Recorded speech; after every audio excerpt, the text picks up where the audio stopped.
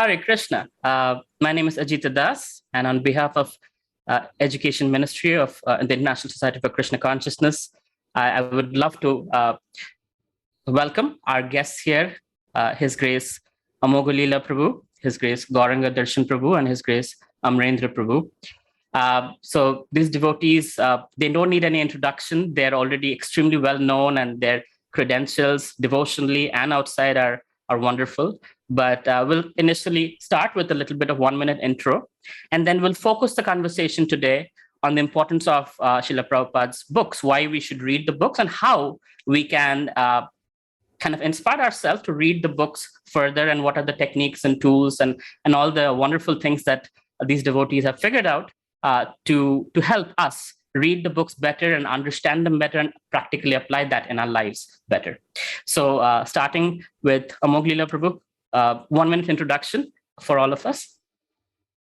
Okay, I am Amoghalila Das. I am serving here as a Vice President in ISKCON Dwarka. And I am blessed with the Association of Devotees from past 21 years in ISKCON. And it's been a great journey, great learning experience. And I really cherish more and more association of great souls who are also present in this panel.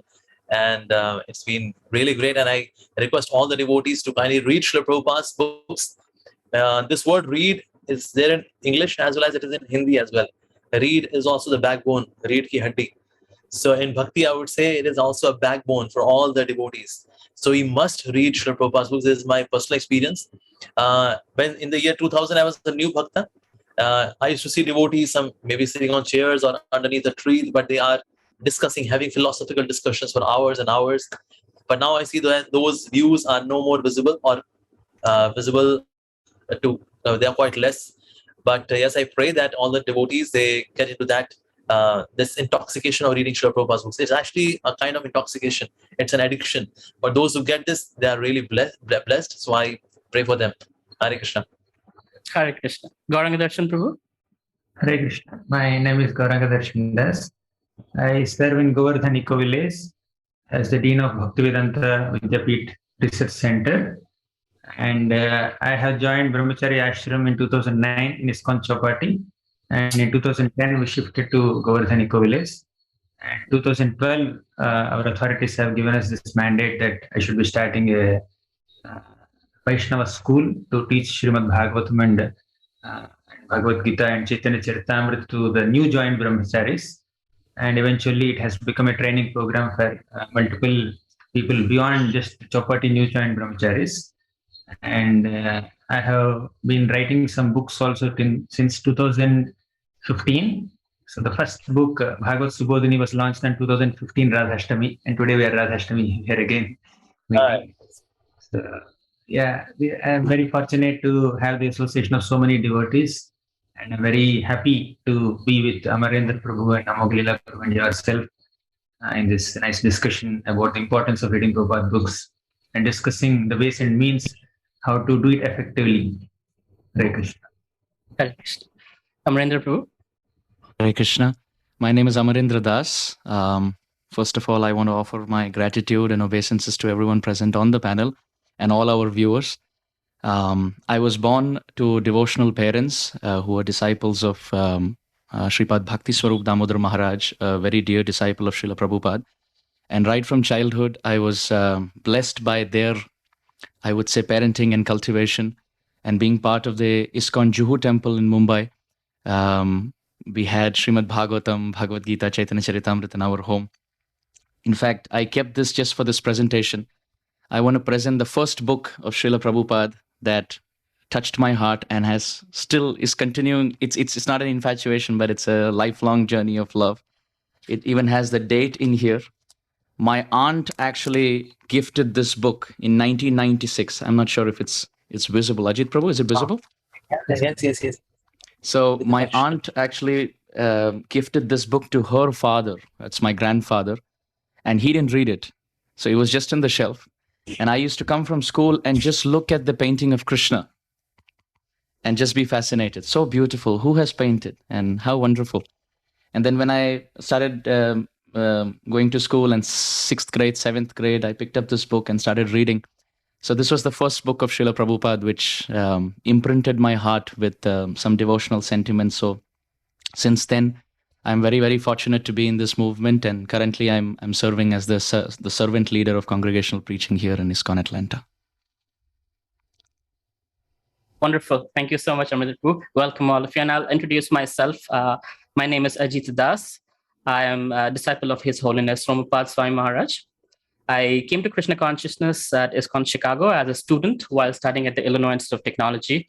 And I come from a political and business background family where grew up with all kinds of ideas and solving people's problems using politics or business. But spirituality is really, that was core to my parents and it was core to me. And when I came to Krishna Consciousness, I actually understood, things started making sense. And my entrepreneurship journey started at the age of 19 when I started my first startup.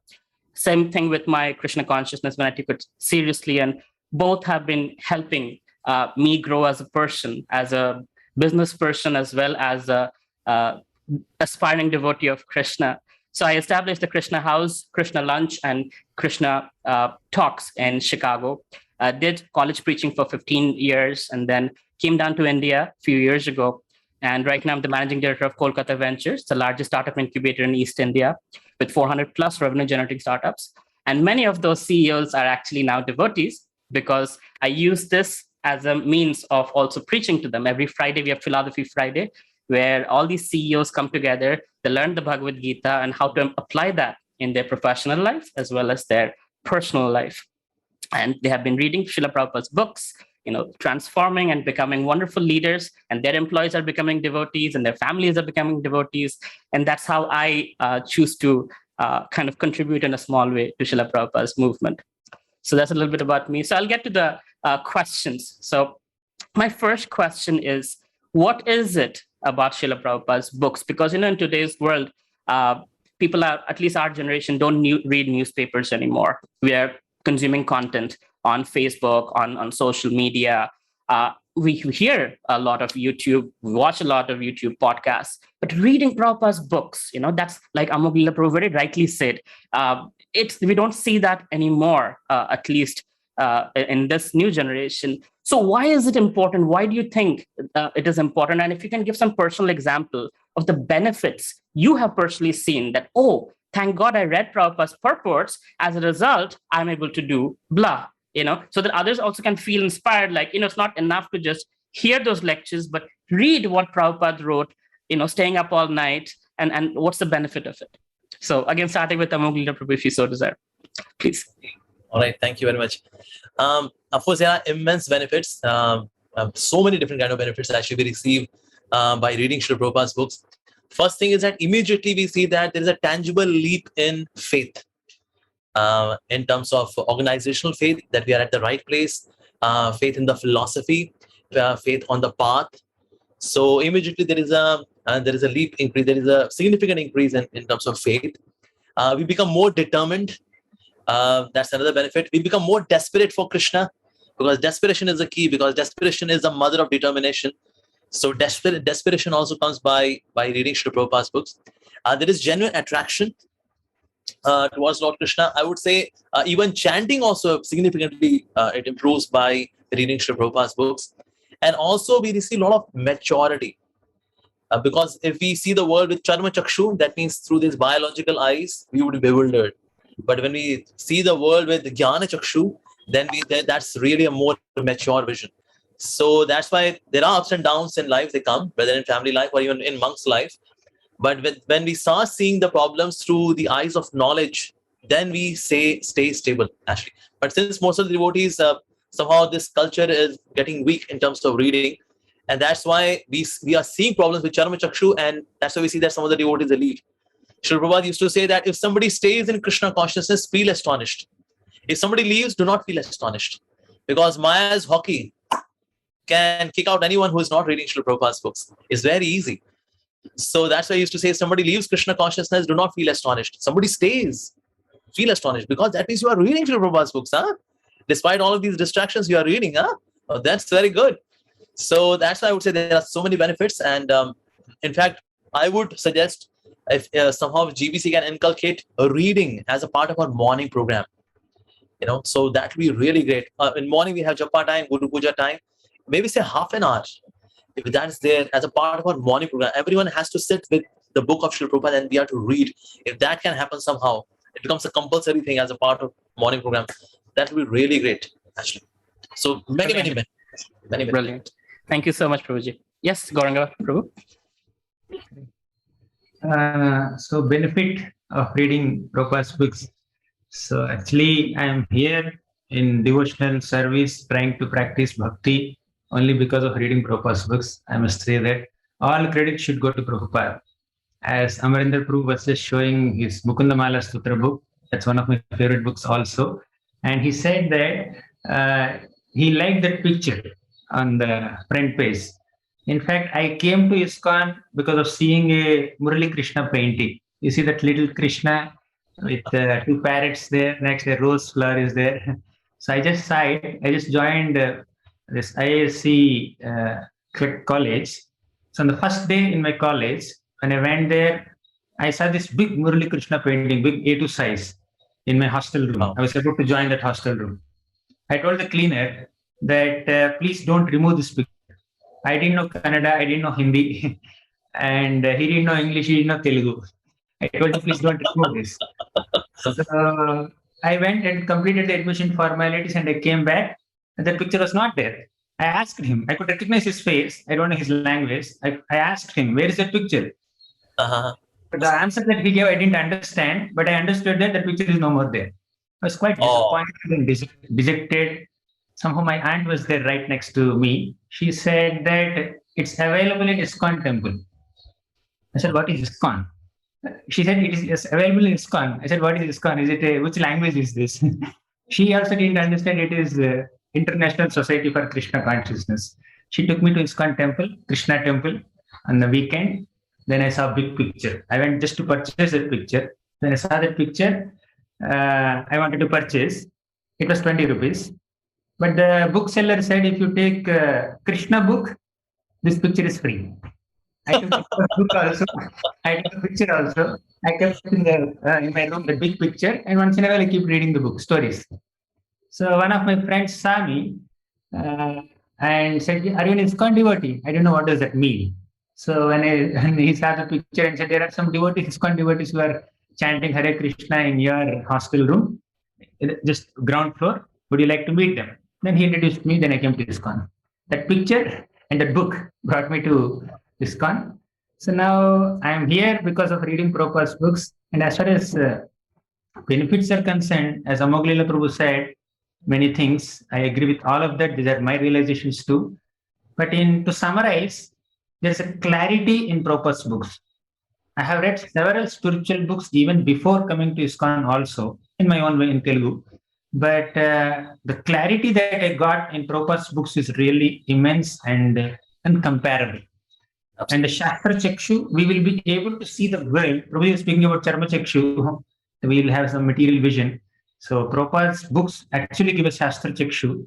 And I would say, even when we read Bhagavad Gita, Bhagavatam, or Chaitanya Charitamrita, or Bhakti Rasamrita Sindhu, whichever book, directly also, we would not get that perspective that Prabhupada gives. Because he translates the transcendental information in a way that is understandable and relatable and relevant to the common man here.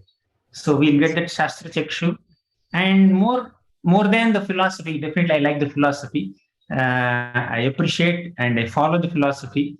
But more than that, deeper than that is Prabhupada's perspectives on the activities of characters in Srimad Bhagavatam. How Chitraketu responded to the curse of Mother Parvati. How Parikshit responded to the curse of our Shamik Rishi's son. And how Pandavas responded in various calamities. How Bhishmadev responded. So the responses of all these devotees, the way Prabhupada illuminates their responses, it's really amazing. So we keep encountering so many experiences, good and bad, ugly, all kinds of experiences in our life. So to respond effectively to various situations in life, we should have some kind of input. And that input is very much there in Prabhupada's books. I'm really grateful to get an opportunity to read Prabhupada's books. And to summarize benefits, of Prabhupada's books in 1 or 2 minutes is a big project, but there are a few thoughts. And actually, Thank you, dealing sorry. with success, many books say about dealing with success, but more than successes, we have to deal with failures in life. So Bhagavatam and Prabhupada's purports tell us how to deal with failures also. Thank you, Prabhuji. Yes, Amarendra. Hare Krishna. Prabhu, for me, I personally feel that what inspires me, there are many, many reasons that inspire me to Srila Prabhupada's books, but one is the identity of Srila Prabhupada. Who is Srila Prabhupada, first of all? If we have affection and respect for the author, then we will have a receptacle in the heart to receive his message. When we see in the Puranas, there is a very wonderful phrase, idam sthanam parityajya videsham gamyate maya. This has been said by Bhakti Devi herself to Narada Muni, that I will leave idam sthanam parityajya, giving up this land of Vrindavan, videsham gamyate maya. I will go across, overseas, across the continents. So when you actually see the history, it is Srila Prabhupada who carried Bhakti Devi, because she doesn't say, I will go. She's using the passive tense to say, I will be taken to the Western world. So who took? Srila Prabhupada took. And jadi papi dharma chhadi dura deshe jai, mora shenapati bhakta jaive tathai. That if the sinful people, they run away from the place of pilgrimage and go and hide in all parts of the world, which is all of us, at least for myself. I'm hiding here. But what happened?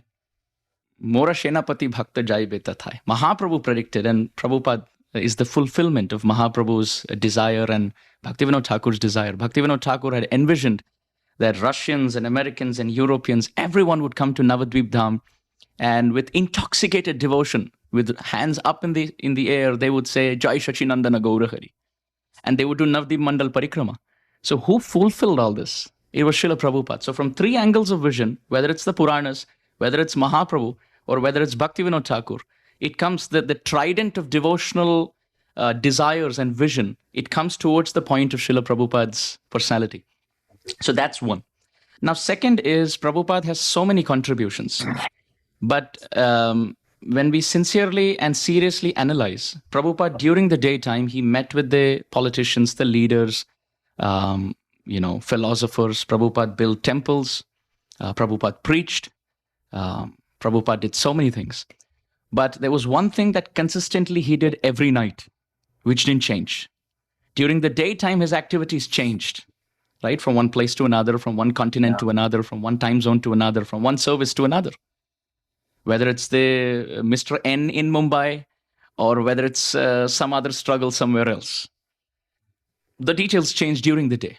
But at night time, there was one thing that Prabhupada did consistently every single day, all those years when everyone was asleep. And that was investing time in his Bhaktivedanta purports.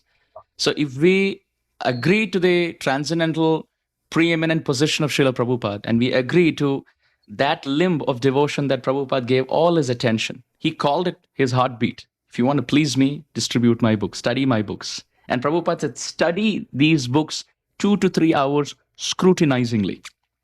Right? So if this is understood, then the point comes of approaching the book and then seeing what the features are and what are the salient characteristics of this book. So for me personally, I like how authoritative Srila Prabhupada is and how he brings in all the praman. He never says anything without a scriptural quotation. And all of this at a time when there was no internet. There are no smartphones. Now for me, it's easy to just look at Veda base and pull up a verse. But for Srila Prabhupada, it wasn't like that. Sitting on the Vyasasan 50 years ago with no shloka books, right? In fact, the first shloka book that came out was the compilation of the selected verses from Srila Prabhupada. So no smartphone, no iPad, no laptop, no internet.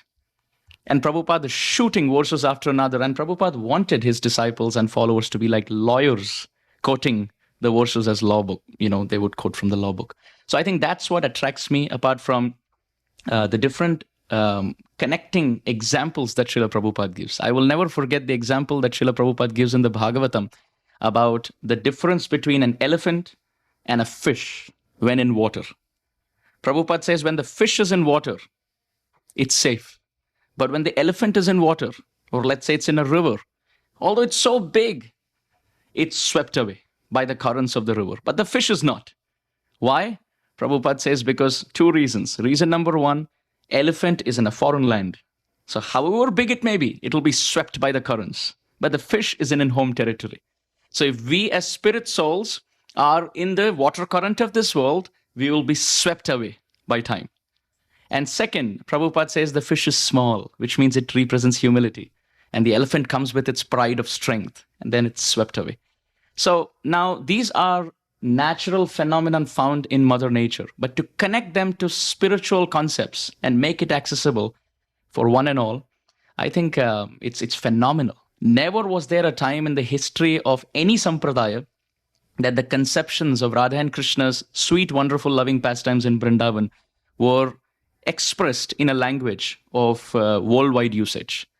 You see, Rupa Goswami and Raghunath Das Goswami gave it in Sanskrit, while others gave it in Bengali, which was still the local language.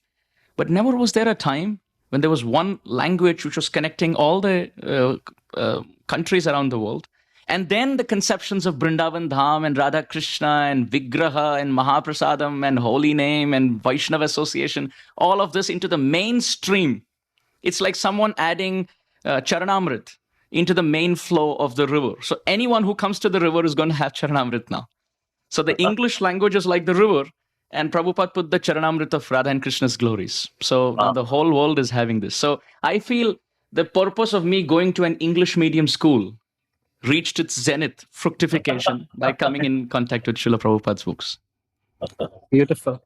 You're a poet, Prabhu. Beautiful. So wonderful. I've been asked to be a moderator as well as a speaker. Generally, as a moderator, should not speak. But I'll just give a little bit, 1 minute on this. So for me, what I appreciate about Prabhupada's purports is these are actually scriptures in English. If one has read the scriptures a little bit even, I have not read much, but whatever, I can see this from Brahma Samhita, this is from somewhere else, this is from, this is that verse in Bhagavatam. So Prabhupada is not just writing an opinion, it is the scriptures, and it is so beautifully compiled together like a garland that by reading the scriptures, not only one understands the verses better, but one actually understands the full picture of it. And I mentioned about a couple of examples. I'll share two. One was this Prabhupada disciple, His Grace Srinakarta Prabhu. He was passing through Chicago and he was like, I'm one-way ticket to India, not coming back. And I sat down with him and he told me the story, how he became a devotee. He was asking questions as a young teenager. And one day he drove to the forest with his dog in a car. And he was asking, like, is there God? What is life all about? And suddenly his dog came with a book in its mouth. The book was tattered and it was like half eaten kind of. He opened it, it was Krishna book. He read the book end to end, and he thought this was a book that was given by the aliens because it was so outwardly that he was like, this cannot be human. So this is something I've received, it's a great gift. It's from the aliens. And he had a best friend who was an atheist who would make fun of him for believing these things about Krishna. And one day, his best friend actually met devotees in downtown Chicago, bought the Krishna book, which was not tattered, it was new, brought the book to his friend, and Srinakarta Prabhu didn't open the door. He's like, oh, you're going to say terrible things about Krishna. I don't want to hear it. Like, I have a gift for you. Like, just keep it at the door and go away.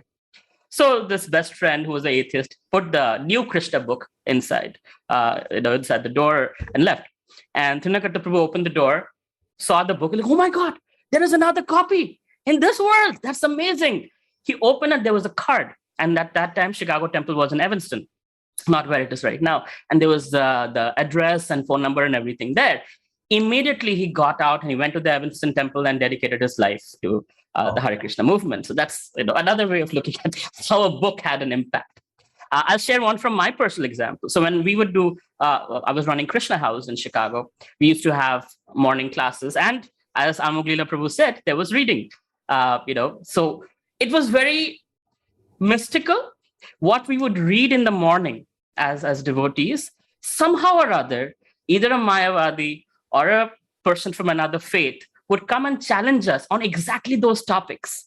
And we knew from the purports what Srila Prabhupada said, and all these new devotees, including myself, would feel so inspired that we know exactly how to answer that. And those guys, their faiths would be completely shattered. Faith in atheism or faith in some other religion, like, that's interesting. how does that work? Wow, that's deep. I have to go back to my teacher and come back to you, right? And everybody's faith would get uplifted, like, wow, Srila Prabhupada's books, Srila Prabhupada's purports, Srila Prabhupada's words are so powerful that people challenge us, and we don't have to, we're not scholars, but we look like scholars because we repeat Srila Prabhupada's words. And day after day, this used to happen. And even today in my life, as I preach, whatever little bit I read that inspires me, somehow Krishna gives me the opportunity. Somebody will ask me that question and I'll be able to share that. And the best part, the benefit that I say about reading a Prabhupada's purports is when you share that and the realization that Krishna gives us, right? Then you get the wow factor, like, aha, that's what Prabhupada meant. I have heard, I think Prahladananda Swami, he has read the Bhagavad Gita 135 times in his lifespan. Yeah. And he was sharing that every time he reads the Bhagavad Gita, it is deeper and he gets deeper realization. It's like an unending ocean, right? And every time he's like, oh, how can I miss this thing? How did I not read this the last 100 times, right? So that's how beautiful is Srila Prabhupada's books. These are not just books. These are transcendental treasures, and there is no end to it. Like Anandam Buddhivardhanam. So there's the happiness, the ocean of bliss, ever expanding. And I think that's, unless you taste it, you won't realize it. So reading is very, very important, because Prabhupada's purpose, like devotees, everybody mentioned that was what Srila Prabhupada did every day. He slept 2 hours a day, 3 hours a day, all night. He was translating those books. My Guru Maharaj, one time he was temple commander of New York Temple, and he had the service of being outside Srila Prabhupada's room. And he was watching what Prabhupada does. 8 o'clock, Srila Prabhupada's lights turned off. He took a little rest. 10 o'clock, sharp, Prabhupada got up, took out the harmonium, did a little kirtan, went to the washroom, came down, opened 3 big books, turned on the dictaphone, and he would translate one line, chant Hare Krishna, Krishna Krishna, Hare Hare, Hare Ram, Ram Ram. Translate the next line. And like that, all night long, Srila Prabhupada was taking one line at a time, chanting Hare Krishna, getting the realization, and putting that into word. Now, when you understand that, how much effort Srila Prabhupada put in every word that he put into those purports, and if you have some appreciation for who Srila Prabhupada is, then you realize how intensely we should be taking all these words and all these instructions and reading them. One thing that really helps me personally reading Prabhupada's purports is like, these are personal letters from Prabhupada to you. I think I heard that from a devotee. And when I read it like that, it really helps, because I'm dealing with certain problem and the answers are there in Prabhupada's purports, material problems, spiritual solutions. And that's so that's my little 2 cents. So I'll get to the next question, and that is, all of you are extremely erudite scholars in Prabhupada's books. So please help us, with some tips, with some pointers on how to read Prabhupada's purports such that we get the most out of it. Because in today's world, many of us are not in the habit of reading books. There is ADD, there are learning disabilities, and with all the distractions of social media and everything, we like reading things that are gossipy, but not something that is spiritual in nature. And how an aspiring devotee can do this. Again, starting with Amoghleela Prabhu. I've seen that the common problem is, since we have left this habit of reading, after we have passed out from college, so that momentum is lost. Now we are into our job, into our routine life. And so that's why that habit of opening the book, that is lost. So now to restart that thing is a challenge. And that's why devotees, they don't read. We see that they would do hearing, but they are not reading. They have reading hours, but hearing hours, but not reading hours. Reason being, in terms of hearing, the speaker is putting the effort. He has got his examples. He's using bodily gestures and voice up and down and pitching and all that. He's working hard. The listener, well, easy. But in the case of book, the book doesn't work hard. Book is just lying.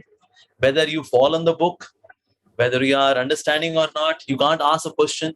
So because reading is more demanding activity, that's why devotees, they don't read. Or their reading hours are less, but they do hearing.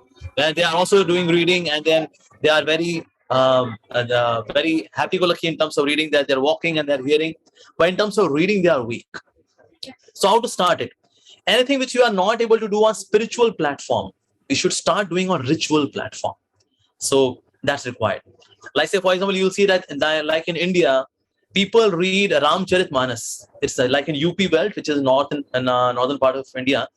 They have this ritual of reading Ramcharitmanas. And now Babuji, the fatherly figure, after taking bath for 15 minutes, now he would read Ramcharitmanas. Now that's the way they do. Now, because of this ritual, they have gone through Ramcharitmanas 50 times, 60 times, 100 times they've gone through, because it was a ritual. And sometimes when they start getting taste, then it is not 15 minutes. It sometimes goes to half an hour, 1 hour, because the context is very interesting. So anything we are not able to do on spiritual platform, like having a taste for reading, like we have these great two, all the three of you in fact have great taste for reading Srila Prabhupada's books. But those who are not having it, so they should start with a ritual. It can be even 5 minutes ritual. Every day, just reading Srila Prabhupada's book for 5 minutes. Even it can be 2 minutes, 120 seconds. Just start with that. So those who have left this habit of reading, start with the ritual. Second thing is that we should associate with devotees who read. That's also very important. Those who are not reading, we see that they are having happy-go-lucky life and they're Haribol, and that's it. And they inspire devotees not to read. But like personally, I take inspiration from like Gaurang Prabhuji and Radheshyam Prabhu, Amarendra Prabhu, Gaurang Darshan Prabhu. Seeing them, the way they present Siddhanta, we get inspiration. Oh, I should also read Srila Prabhupada's book with more seriousness. I should give it priority. Thirdly, we talk about usually time. We don't have time. We are so busy. We don't have time. How to manage time? Actually, there is no such thing as time management. Life is all priority management. Anything which is in priority will have time, for sure. Many of the devotees, they think that once I'll have time, and then the heavenly dancers will be singing songs that here is a devotee of Krishna now going to read a book. Wow, there are breeze and everything is very conducive and we would start reading. That may not happen. So anything which is in priority will have time, for sure. So this is about time. Now, how to get into like reading Srila Prabhupada's books? Firstly, I would say that when we are reading, firstly, what we can do, we can paste some of the quotes, inspirational quotes, reading, especially where our eyes fall more frequently. Like, for example, I'm shaving, and on the mirror, where I'm shaving, because people look at mirror quite often, while applying tilak, we look at mirror. So there can be some quotes. My dear friend, you are looking yourself, you are admiring your body. Please read Srila Prabhupada's books as well. Like ladies who are cooking in their kitchen, they should have their quotes on these pulses boxes, who are say flour box. They should have these quotes over there so that they are reminded again and again, I must read the books. Also, we should one very important thing is that we should regulate our internet time. Internet has become such a villain, actually, such a villain for the devotees to read. Like as I was mentioning, in the year 2000, when I was a new bhakta, yellow cutie pie fellow, at that time, devotees used to read. But now, since the time this internet revolution has happened, this reading habit has significantly gone down. We are reading WhatsApp messages, we are reading Twitter messages, but we are not reading Srila Prabhupada's books. This has really gone down because of internet. So, of course, about internet, there can be another session altogether. I would not get into that. But we should really regulate it. Even if you are to do some time-wasting activity, like watching some junk videos on YouTube, reserve a time for it so that it doesn't spill into the rest of the hours of the day. If you want to do it for half an hour, 1 hour, whatever it is, but fix the time. So that's also very important. We should stay away from gossip mongers. They waste so much of our time. We should also stay away from this television also, because now television is empowered by internet, Netflix, Amazon Prime Videos, Disney Hotstar. One of the ladies, she's an IAS officer. She was sharing her heart that, Prabhuji, I want to read, but I'm addicted to watching high definition movies. And that's why I'm not able to read. So this is happening with a person who is an IAS officer. Oh my God. Also, we should always carry a book with our own selves, because sometimes we get some small slots in between to read. Like, for example, cooking, or say while waiting for a taxi, we get small slots while traveling. we get these pause slots. So we can take advantage of reading in those slots as well. Also, devotees should prefer to travel by public transport, because in public transport, then you don't have to worry about driving, about traffic. You can just read. Like sometimes when I used to visit my parents, they stay 2.5 hours away from my temple. So 2.5 hours going, 2.5 hours coming. It's like 5 hours of reading that day. Just to, of course, taking blessings from my parents is good. But along with that, I'm getting bonanza, the mercy bonanza, because I'm having 5 hours of reading, because while traveling, who is going to disturb me? So public transport is also very helpful, getting time for it. And I would say we should also take some targets in terms of reading. If I say that, if I would read every day 2 hours, sometimes the schedule is like this. Life is quite unpredictable, and every day I may not be able to read for 2 hours. What I can say, I can let me fix 60 hours a month, and I should track. I personally do this. I track my hours. In case if I am staying behind my target, I do marathon. I just How do you track your hours, Prabhu? Yeah. How do you track your hours? It's an app or something? No, it's an Excel sheet. Okay. On my mobile phone, I track my hours. So in case if I've seen, 10 days are still left and I'm way behind, I go for a marathon. That means disappearing from the temple. I go to some Buddhist temple. There is Lord Buddha, there is fan, and there is Srimad Bhagavatam.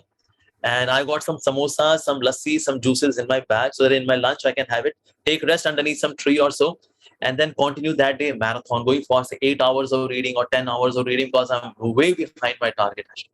So, but yes, fixing a target, it inspires me that I should go for completion of my target. I'm way behind. Like during festival days, we are not able to read. Or at home, there can be a guest coming. There can be anything actually.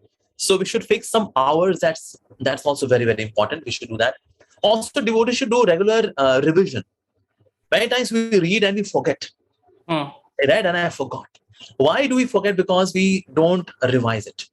The technique of revision, which I do, which really helps me in comprehension as well as keeping things in my heart, is that I revise there and then. Like, for example, if I read page number 1, 2, 3, 4, 5, 6, 7, 8, 9, 10, I revise it there and then. 10, 9, 8, 7, 6, 5, 4, 3, 2, 1 page number. And then zap through 1, 2, 3, 5, 6, 7, 8, 9, 10. And then 11, 12, 13, 14, 15, 16, 17, 18, 19, 20. If I read, go through and then revise 20, 19, 18, 17, 16, 15, 14, 13, 12, 11. And then zap through 11, 12, 13, 19, 20. So in this way, when I read, there is better comprehension. And also I retain. One more thing is that we should share it. Because the funda of knowledge is that use it or lose it. If we will not share it, then we forget. So whether in the form of a quote, whether speak to someone, it doesn't need a class. It doesn't need Vyasasan. Anybody, it can be your wife, it can be your husband, it can be your children, it can be your Padosi, it can be your neighbor. Anybody, just share it actually. So like in Hindi, we say those who share, they become Babbar share. So we must share it with others. So that's the way we retain knowledge. So that's one more thing. Also, in terms of comprehension, I request devotees that we should read very graphically, because text is quite boring for the eyes, but graphics are very interesting for the mind. So better comprehension and retention of the knowledge, we should also graphically read it. Like it's a text, but I read it and create flow charts, create images, colors, add to it. And then there is better comprehension by making it more graphical in terms of reading. I would say we should also worship Srila Prabhupada's books. We should take agarbatti, we should take deep. We should also worship them, seeing them deities. Srimad Bhagavatam is Grantha He's Krishna. I should worship Srimad Bhagavatam. So it is not just a book in my shelf. It's the deities. Yes, Srimad Bhagavatam is Krishna. So we should also worship them. That's also very helpful. Also, one more time I would give that we should keep the place where we are reading clean. Some says some soiled things are here and they're lying, and it's quite a messy place. In a messy place, we don't feel like reading. In case it is all clean, it's a table and it's a chair, it's all clean, and then there is Srila Prabhupada's book, we feel like reading actually. And of course, table lamps are also helpful. Everything is in darkness, everything, whether it has a form or not, well, I'm not saying, but one thing does have a form, Srila Prabhupada's book. So at that time, the light is only falling on Srila Prabhupada's book. So that is also helpful. Very practical, Prabhu. Thank you so much. I'm going to cut you off, Prabhu, because we have time to finish. So my apologies. No, please, I understand. Yeah, please go ahead. Gauranga Prabhu, so I'll not ask you the same question, but a little differently. So in ISKCON, we have Bhakti Shastri, Bhakti Vaibhav, and others. So for a working professional, the world, most of us and are not in living in a temple or monks, and given our very, very hectic life, how would you suggest, what are some ways a devotee can dedicate to taking a course like Bhakti Shastri or whatnot, and what is the process? How should they plan? How should they execute? And how can they actually not fail? Some tips if you can give on that. Prabhuji, you're muted. There is one shloka in Srimad Bhagavatam. Arthendriya ramasagoshtya trishnaya tat sammatanam aparigrahena cha viviktaruchya paritosha atmani vina harer guna piyusha panat. Vina harer guna piyusha panat. So I will not elaborate the whole shloka, but the point here is that one should mold one's life in such a way, a devotee should mold his life in such a way that he cannot stay comfortably without drinking the nectar of Harikatha. Vina harer guna piyusha panat. So that's the importance that is given to studying Srila Prabhupada's books or scriptures, Harikatha. So oftentimes people say, I am working, I am busy with so many services and all, and how am I supposed to study Prabhupada's books? So somehow or the other, we are chanting 16 rounds because we have taken a vow. Somehow or the other, we are taking 3 meals or 2 meals. So because my body cannot survive if I don't eat. And I have a full understanding that my spiritual life also cannot survive if I don't chant that prescribed number of rounds that I have given a promise to my guru. I will chant 16 rounds every day. So similarly, studying Srila Prabhupada's books, Bhagavatam, Bhagavad Gita, Chaitanya Charitamrita, that also nourishes us and keeps us stable in devotional service. So just like we take 16 rounds of chanting as a vrata, let's take reading Prabhupada's books also as a vrata. Well, if we allocate that time, definitely we will be able to do that. As Amoghlila Prabhu has eloquently summarized so many points, very beautiful. I have taken some notes also, Prabhu, while you are speaking. So I would say you have 24 hours in a day, at least give 24 minutes for Prabhupada's books. Half muhurta, 1 ghatika, okay? Just half muhurta you give for Prabhupada's books. If not, give 1/4 muhurta, 12 minutes at least. So that's quite possible. But one more thing is that Bhagavad Gita says, Mat chitta mat gata prana bodhayantaha parasparam. The activities of a devotee is that a devotee is one who discusses about Krishna with other devotees. Then Bhagavatam also says, Parasparanu kathanam pavanam bhagavad yashaha mithoratihi mitha tushtir nivrittir mithatmanaha. Paraspara anukathanam. Devotees are those people who are meant to discuss about Krishna with other devotees whenever they meet. It's not necessary to have a mic, a sound system, and 100 people or 1,000 people in front of you with some lights focused. Then only we do Harikatha. No. Harikatha can be done in private conversations also.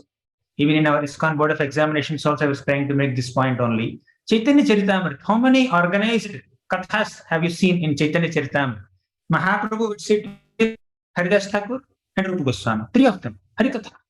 Mahaprabhu would sit with Ramanand Rai and then speak Krishna Katha. 10 days. Continuous. They're in ecstasy. Then Ramanand Rai and Pradyumna Mishra, they would sit together, discuss Harikatha. So like that, there is one event. Haridas Thakur would go to the place of Hiranya Majumdar and Govardhan Majumdar, and he has a big seminar there. But otherwise, most of the Krishna Katha conversations are private conversations. If we can bring in Krishna Katha into our private conversations, and if we make it a point that when I meet this devotee, I need to speak some Krishna Katha, that will not happen if you don't read. So we need to make a habit of studying ourselves, and we need to share it with other devotees, and individually and collectively we can become Krishna conscious. So we need to allocate time for that. And also we need to understand Prabhupada is giving us pre-digested material. In Bhagavad Gita, there is Karma Yoga, Jnana Yoga, Ashtanga Yoga. then Bhakti Yoga. So Prabhupada repeats Bhakti Yoga from beginning to end. He did all the analysis. He's giving us the essence. If we have to do all the analysis and figure out the essence, probably we will never be able to figure out the essence, right? With our time, with our distractions that are in the current day and age. So Prabhupada has done a lot of hard work, and reading Prabhupada books is not, you should not feel so burdened that it's so voluminous. Prabhupada has summarized so many volumes and then condensed it into his essence. So that's one thing. And also very important, I'll quickly summarize a few points. We should make discussion groups. We should commit to another devotee, just like we are accountable to our sadhana, to our guru. Similarly, we can make smaller groups, 3 devotees, 4 devotees, 5 or 8 devotees, and we should commit ourselves to other devotees that I will be reading these many hours or these many pages or these many shlokas this week. So once in a week, people keep on making WhatsApp groups now.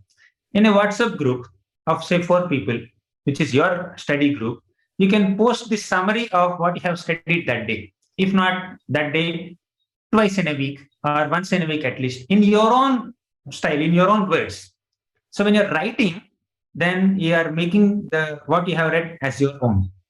So not copy paste. So sometimes in our open book exams by our students, they copy paste. They copy paste from other papers, they copy paste from Prabhupada's purports directly. Okay. But if you try to put it in your own words, that will be very helpful. As you were speaking, I just opened. So this is how I make my notes. So I write the Bhagavatam shloka in Telugu. It's difficult for me to read Devanagari or English diagram. In the red color, so that is Telugu Bhagavatam words. The black color, that's a translation in a paraphrase format in my own style. And the blue color, it's all the important points of purport. And some Sanskrit words which are very tough for me to understand, I write to the next shloka only above that word. So like that, if you can make your personal notes, it can be in your own style. You can have your own format. You make charts, you make mind maps, you use colors. So if you can encourage devotees to make some notes, that will be very helpful, because what you are writing, you may read 10 pages, but if you write 10 lines, that will be your own. And if you share that 10 lines with others, you'll be more cautious and you can understand better, you can digest it better. Right? So let's encourage people to share their realizations of studying Prabhupada's books. And one more thing is courses are very encouraging. So let's commit to attending some course where we get some certificate also. If the leaders can organize some short courses and long courses and medium-sized courses where we encourage devotees to read small books in a systematic way, not just general inspiration, but in a systematic way, and give certificate to it, people will feel more encouraged to read.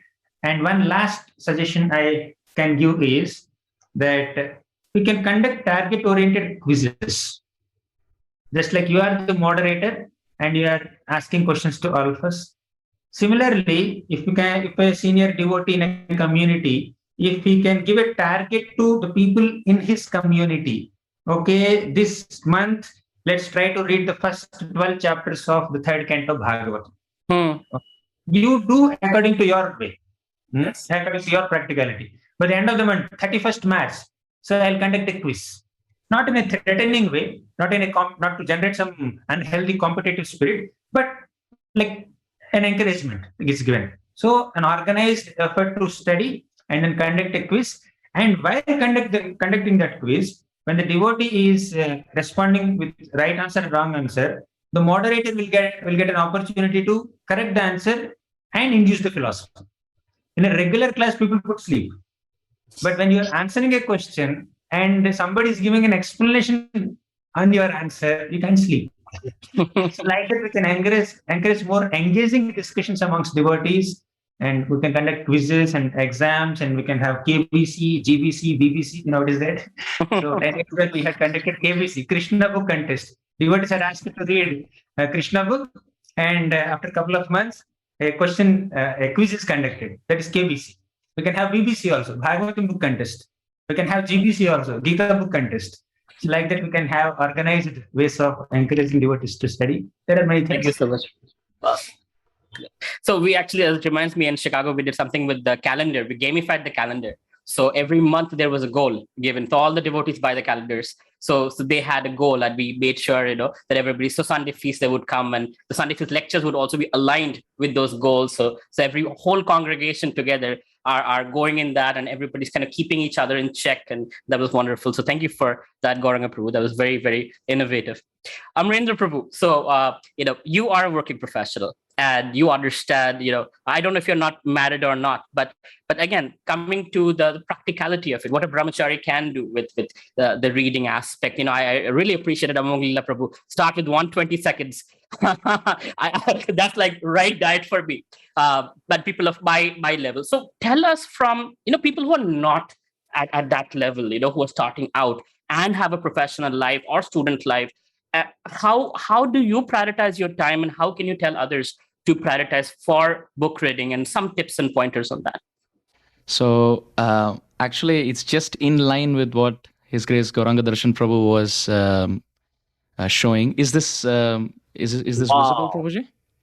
Yes. Yeah. So actually, I also wanted to just show this, but this is again in line with what His Grace Gauranga Darshan Prabhu was showing. So I would like to.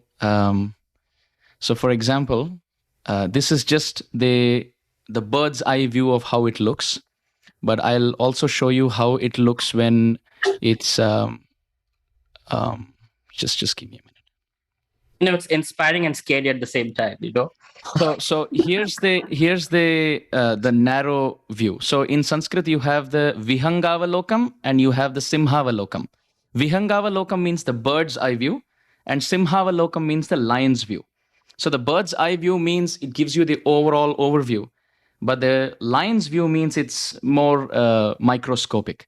So this is how the notes look for me when I'm studying. This is my notes from the 7th canto of Srimad Bhagavatam. So for example, when I'm studying, it says 713 here, Canto 7, Chapter 1, Text 3.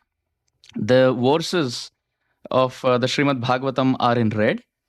The analysis of those verses are, with respect to the words, are in green. Now the take-homes from that verse are in lavender or purple. But however, there are also deeper meanings to the verse, like for example here, you see they're all in green. So Sadhu Prishtham Maharaja Haresh Charitam Adbhutam Yad Bhagavata Mahatmyam Bhagavat Bhakti Vardhanam. So here Shri Rishihi Uvacha, for example, right? It doesn't say Shuka Uvacha or Sutta Uvacha or Badarayani Uvacha. There is a reason why Rishihi Uvacha. Because when the question was asked, Shukadev Goswami did not get angry with the question. So Rishi is that person who doesn't get agitated in provoking situations. So these are some very wonderful insights that are helpful in studying and at the same time while sharing. So here again, Rishi bihi Naradadi bihi. So I write as ISKCON how we can help ourselves, we can help the society and help the ISKCON society. So these are take homes from the verse. So Giyate Paramam Punyam Rishi bihi Naradadi bihi. So here the example given by Shukadev Goswami is this is sung even by personalities like Narada, the glories of the Supreme Lord.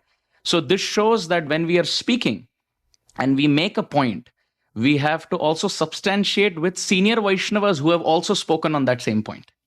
So things like that. So this really helps me in my study.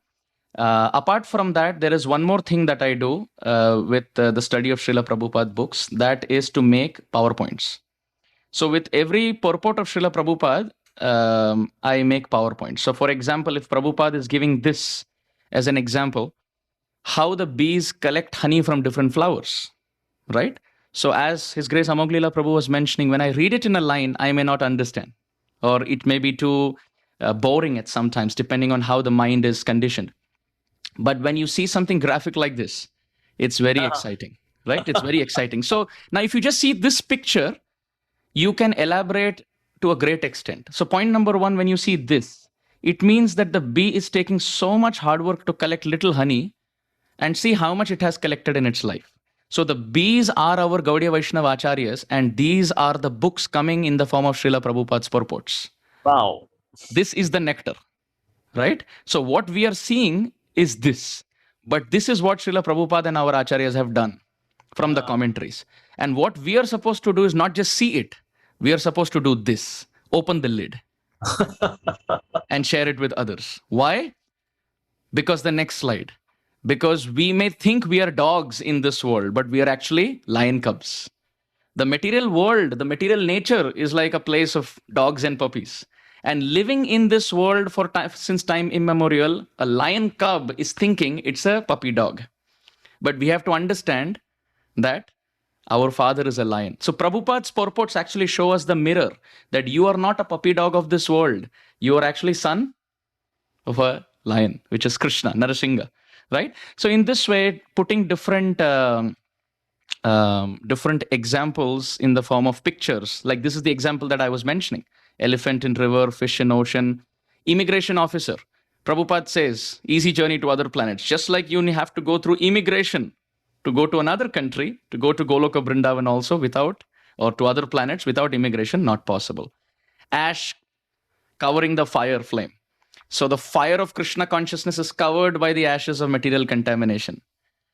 So many things like this, salient features are there. And yeah, this is with respect to note making. I want to really cut it short. So you can write positive examples from the purport, how to be. You can write, I'll just put this in perspective, yeah. So you can put it as a positive example. This is something that we should be, like iron rod in fire. Negative example, we should not be a calf living with a pig and thinking that it's a pig. So in this way, while note making from a purport, whether in the form of written notes, in the form of PowerPoints, in the form of extracting the essence, I think that will really help us make the best use of our time.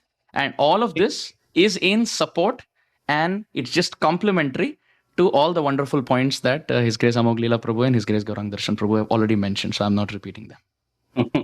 Thank you so much, Amarendra Prabhu. Beautiful. Very, very inspiring. So, I am very different from the other three speakers in the sense that I don't fall in that category of taking notes with multiple pens and reading for hours or hours. And I think I represent a lot of the people watching this. And I'll tell you what has been a boon for me. So I would never read books. Book reading is not my cup of tea. I'm hardly literate.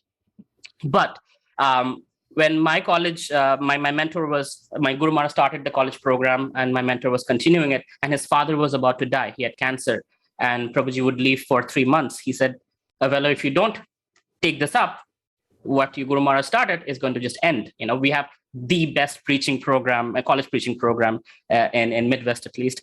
And I was forced, like a gunpoint, like to speak. And I was like, to speak, then people will ask me questions and I had to really read.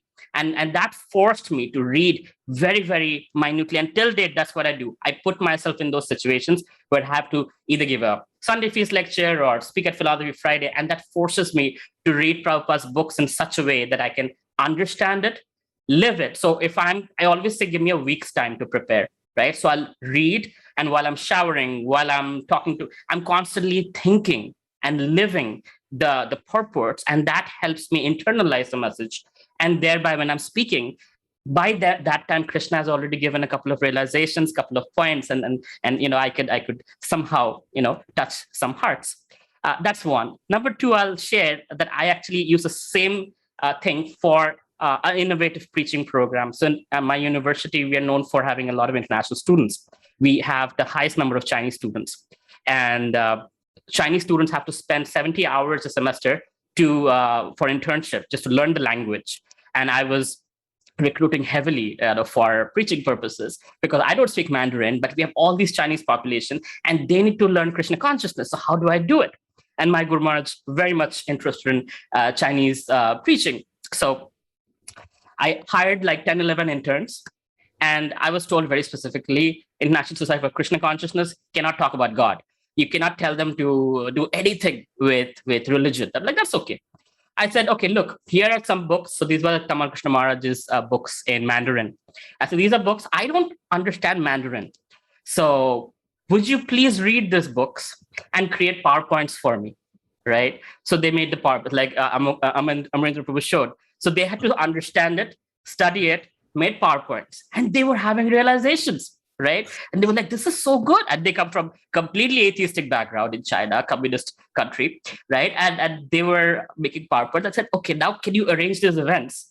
And I'm not saying you have to believe Krishna is God or Bhakti is the best process, but I don't speak Mandarin. So can you speak to these Chinese students what you understand from these books? And they did that. And in the process, they were now, you would see them Sunday feast, Hare Krishna, welcome to ISKCON Chicago. They were already serving Srila Prabhupada. They got transformed. And we have been doing that, semester after semester. And that's also a great way, because if you just tell people to read, it might or might not, they might or might not do it. But if you give them a service, a responsibility where, they have to perform, then they might go deep into the reading aspect, because it means there's a benefit, and in the world that I come from, it's not devotees. I deal mostly with non-devotees. And for them, reading books is like, or reading scriptures is really a task. It's a boring thing. But if you can give a benefit at the end of it, then it inspires. So I'll just conclude with this. If one-liner, something innovative you do with your congregation to inspire them to read and keep them accountable that they continue to read. Amoglila Prabhu. I would Quick 30 seconds. Okay, we should go for japa, just like we have japathons. Like sometimes devotees go for a lot of chanting. So we should also have reading marathons. Like there can be in fact, these marathons can happen even on Zoom. Just like we have having this group discussion, we would all just sit and we'll have our own books. We would read. Like these Zoom sessions can be there, or we can go to some remote place, go together and then read for 2, 3, 4, 5 hours. In between, there can be some break as well. We can do these kind of reading marathons as well to inspire the devotees. And they can even there can be competition as well. Awesome. Thank you so much, Prabhu. That's great. Gauranga Darshan Prabhu. One tip, one pointer that congregation, we can help them read as well as keep them accountable that they're reading. One day in a week could be allocated, or 4 days in a month, at least 2 days in a month could be allocated. Come together, read, share, listen. And in such an assembly, in such a gathering, if another senior person who has a good habit of reading is also there, that presence would help the whole community. Okay, great. Amarendra Prabhu. So what we do here in Atlanta is that we have a 25-minute reading every morning on Zoom. And we have about 35 devotees joining every morning, and in the evening about 10 devotees joining. Prabhujis and Matajis in the morning who can make it, and only Matajis in the evening who can make it. So it's part of the morning program, because in one purport, Prabhupada says 1 hour of reading in the morning equals 5 hours of reading during the day. So what we do is we keep it to 20 to 25 minutes, and where the reading is about 17 minutes, and the discussion time is about 7 minutes, 7 to 8 minutes.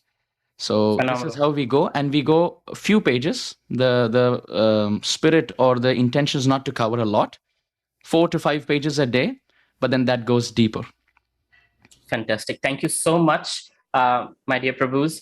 So this was an initiative from ISKCON Ministry of Education. This video will be circulated among the leaders of ISKCON so that they can get some insights, so that we can create some solid systems in place so devotees read more, given that is declining as we go along. In fact, in the last ILS, there was an exercise that was done to see how many, we had the 1,500 devotees, leaders from all over the world were there, and how many of them are reading Prabhupada's books. And it was found, I'm not going to share the number, it's very, very sad, but it was found that even some of the temple presidents had not finished reading Srimad Bhagavatam, or even like at that level. So it's not a good sign, because that means our foundation is becoming weaker. So I hope today, with all the wonderful points coming from His Grace Amoglila Prabhu, His Grace Gauranga Darshan Prabhu, and His Grace Amarendra Prabhu, that we can find some solid tips that we can apply in our congregation, and hope more people read Prabhupada's books. Thank you very much. Srila Prabhupada ki jai. Hare Krishna.